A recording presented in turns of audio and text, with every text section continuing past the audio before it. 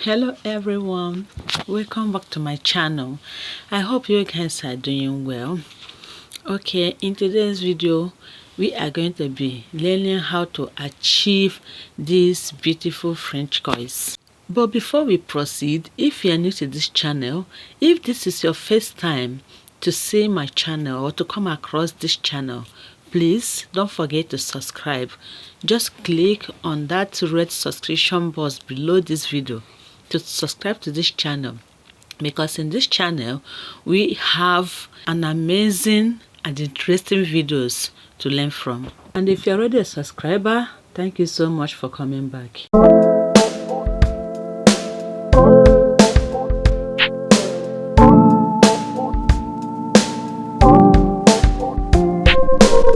Welcome back.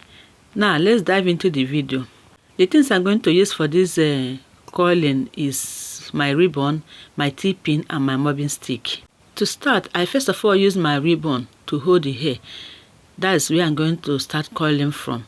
Okay, then I use the bobby pin to hold it. The bobby pin is what I'm going to use to hold the hair with the stick, because if I wrap it like that, it won't stay. So when you want to do that, you use your T-pin to attach on the ribbon, then you place it on the stick and start wrapping your hair. And when you are wrapping, make sure you are wrapping on top of the bobby pin, okay, so that after wrapping, the hair will not pull out from the stick. When I'm done wrapping, I'm still going to use another ribbon to hold the tips to secure it so that it won't lose. As you can see, the edge of this stick is very sharp because of the way I cut it. But if you want to do it, you can use something to wrap the edges. Okay, you can use either sellotape or whatever you think you can lay your hand on to wrap the edges so that it won't be sharp. What I'm using here is one stick of the mobbing stick, one of my mobbing stick that's spoiled, so I have to use the stick, and I cut it into 4.